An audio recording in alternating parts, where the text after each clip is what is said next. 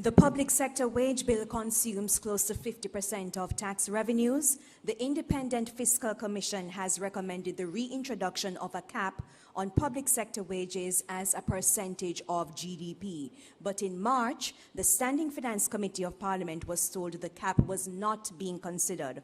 Why was the recommendation ignored?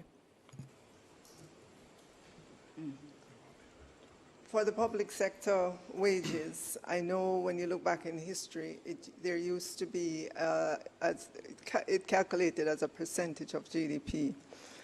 With our current fiscal rules and our debt to GDP rule, those are the two kind of guardrails that we use on the budget to keep everything in line. If we do that, if we keep that focus on our debt to GDP and on our fiscal balance, then everything in the budget will align, and it would not be necessary, it has not been necessary to keep a cap on the wage bill that way as a percentage of GDP. And as a matter of fact, one time in our history it was done. When you look back, maybe it was only one time that that ratio was ever reached.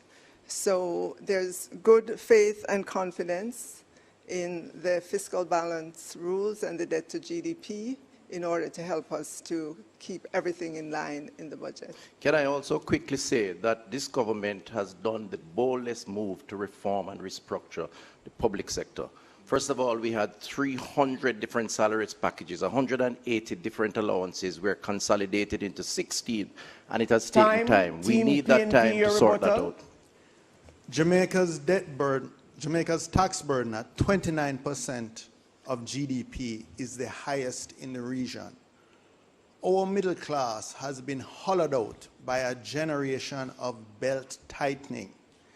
It is time that our nurses, our teachers, our police officers, our public servants get to enjoy some of the benefits of years of tight fiscal management.